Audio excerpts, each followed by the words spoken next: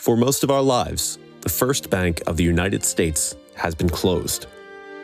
So we asked the people who know it best: historians, preservationists, and the architects and craftspeople who brought it back.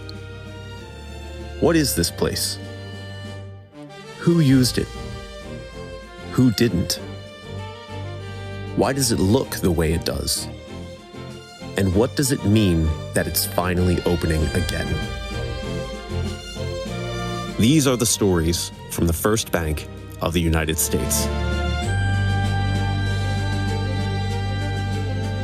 Asking the question of why the First Bank is significant, why we should care about the First Bank when most Americans, I suspect, know little or nothing about it, is a good question, especially now as we're in the semi-quincentennial period. People spend a little bit less time, or maybe it's a little bit more challenging, to understand how you build a nation.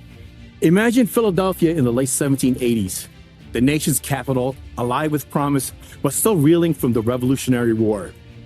The war was won, but the young republic was broke. When the First Bank opens, this is when we just created a country. Okay, so what happens after the Constitution is signed? What happens?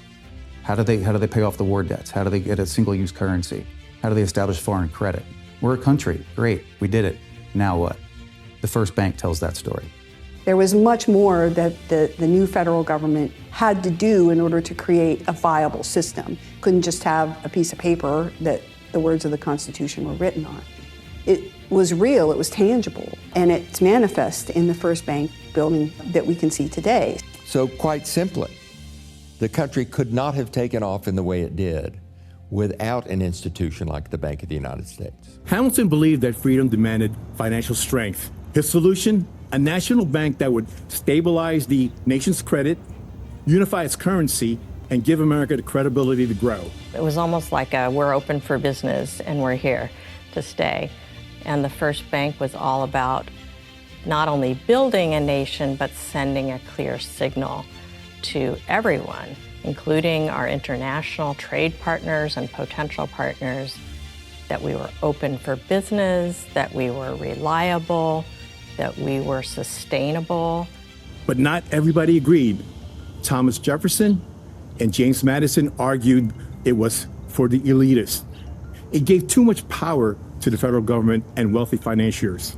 But in 1791, Hamilton's vision won, thanks in part to George Washington. Congress created the First Bank of the United States. The very things that the First Bank dealt with in its first decade of existence were the things in this country that have happened repeatedly. The significance of having the First Bank here, where we can see it, we can go inside, learn the lessons of the First Bank, is that all that is extremely relevant today. The architecture of the bank in terms of the design, but also the materials, are extremely important because they convey this sense of solidity, stability, and thus trust. This is an institution of permanence. This building is a building of permanence, stability, and strength. And they know it's a monumental building. They know it's huge. They may not have been inside yet, but it really does represent a kind of power. It represents a solidity. It sort of it was designed to be something that people would instantly recognize as an institution that represents the new nation. But you don't see the name. It doesn't say Bank of the United States. That's because it doesn't need to. The building's architecture conveys to all of our understanding, what is this place? What will I find inside of it? It was to evoke the sense of, Greek, quote, democracy, Roman republic. In effect, we're summoning this up because that's who we want to be. By the way, that's the first architectural representation of the American eagle in the United States. This is the eagle. This is the first appearance of the eagle as that symbol for the government. And it's an intricate carving of mahogany, an American eagle. He looks fierce. And in the one talon, he has an olive branch indicating peace, and in the other, there's 13 arrows, which is significant of the 13 states. But the eagle is looking at the olive branch, which he prefers. So that's a visual language. The Bank of the United States building, in a way, it sort of abides. The bank building survives on a streetscape, even though the Philadelphia around it is dramatically changing. As a Black person in the city, in these very early years, the bank doesn't necessarily connect to you. In fact, behind me on this wall, there's an image of ancestors walking past it as they go into their working day. There are many people who never stepped foot in it. And rather than being in it, rather than making moves around it, they also are impacted by its existence. It's the systems of support for the people that were in proximity to the bank that made the epic Black history that we know today. It doesn't look like New York, it doesn't look like Baltimore, it doesn't look like Washington, it looks like Philadelphia. It's the biggest challenge is how do we modernize but respect the material, and that really is the driving force. It's very easy to look up and see, like I said, a clean, restored dome, but not many will know that every single pane of glass was cleaned by hand and selected and inspected and recut in cases and reassembled in the same manner that it was originally assembled in, so it can go back and last for another 150 years, hopefully. Somehow the buildings speak to us. Somehow, for me, I'm constantly, you just wrap your head around, here's this brick wall, and a mason was laying this brick in 1795.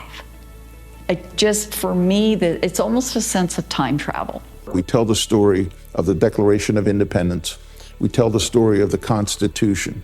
We tell the story of the Revolutionary War, but we don't tell the story of money. And we need to tell the story of money and financing and how it affected the country. To be part of the solution to open the first bank of the United States, for which it hasn't been opened in decades, it's an honor. It's a true honor. The best preservation is that buildings stay occupied and used. You know, a shuttered building is not a good thing. So from, a real simplistic standpoint, our hope is that the building continues to be open and available to the public. Walking into the First Bank, it's really a beautiful space. And I hope, because it hasn't been open in a long time, the experience will be new for so many people, bringing something to people they never had before. It's really going to feel alive and not just a closed up block at the end of the park. Imagine the uncertainty, the arguments, the determination of those early years. This is where the United States learned that independence wasn't only won, it had to be built.